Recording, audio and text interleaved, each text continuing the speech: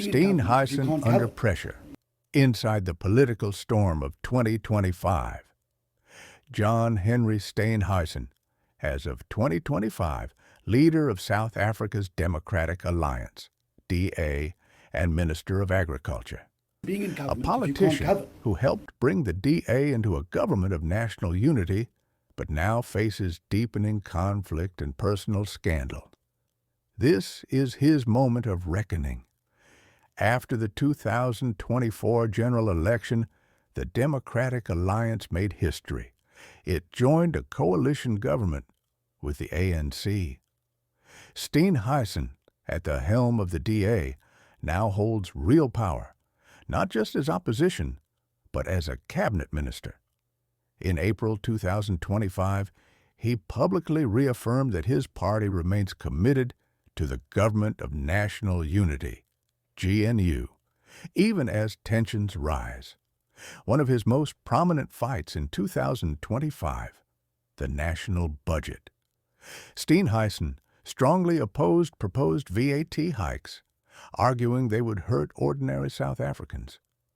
The DA ultimately rejected the budget and threatened to challenge its passage in court, claiming procedural flaws.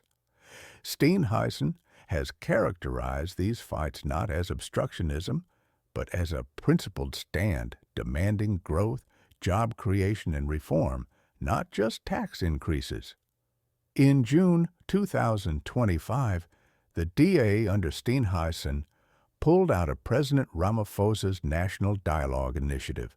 He called it a waste of time and money, accusing the ANC of shielding corrupt ministers and failing to deliver real reform. Steenhuisen even issued a political ultimatum. Unless the ANC takes stronger action against corruption, the DA will vote against certain departmental budgets, but not collapse the entire national budget. His withdrawal drew strong criticism. Former President Thabo Mbeki said the move was misplaced and accused the DA of turning its back on an inclusive national process. Perhaps the most serious challenge to Steenhuisen's leadership in 2025 is a personal financial scandal. A default judgment was granted in May 2025 against him for nearly 150,000 rand in unpaid credit card debt.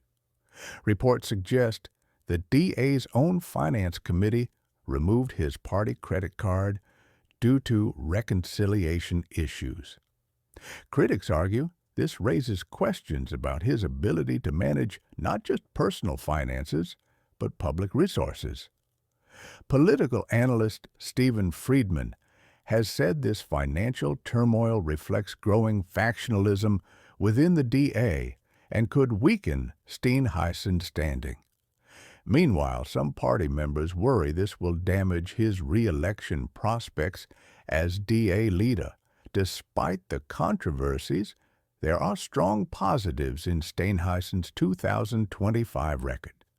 He has shown principled leadership, standing firm on tax policy and refusing to rubber stamp unpopular measures. He is willing to call out corruption even within his own government partners and is pushing for accountability. As part of the GNU, he is building real governing experience, not just opposition credentials, a valuable asset for long-term political ambition. He is seen by his supporters as someone who prioritizes reform over rhetoric, blending market-friendly policies with a demand for better governance. Yet, the risks are significant. The credit card debt scandal could undermine his moral authority, especially on financial issues. His relationship with the ANC is visibly fracturing, raising questions about the durability of the coalition. If he pursues a no-confidence motion against Ramaphosa or continues to block departmental budgets, he may either force real reform or destabilize the GNU. Within his own party, factionalism appears to be growing, and his leadership could be challenged at the next DA conference. So, being in is government, if John you can't govern, Steenhuisen capable of being president? Arguments for his presidential potential. He has political courage, not afraid to take on his coalition partner. He combines opposition roots with governing experience, giving him a rare mix for national leadership. He has a clear policy vision, particularly on economic reform, tax discipline, and accountability. Arguments against his financial scandal raises serious integrity questions. The fragility of the GNU means his power depends on maintaining a difficult coalition. Factional infighting in the DA could limit his ability to build a unified party base for a national run. South Africa's electorate may still view him as too polarizing or too tied to market-based reform to appeal to broader segments. Conclusion: he could become a contender for the presidency, especially if he weathers these scandals and builds on his reform credentials. But the risks are real. For Steenhuisen, 2025 is not just a test of leadership. It could define whether he is a future president or a cautionary example of ambition checked by controversy. John Steenhuisen's 2025 is a story of power, principle, and peril. A man who has climbed into government, but now faces a reckoning that could shape not just his career, but the direction of South African politics. Will he emerge stronger, or will these challenges undo his rise?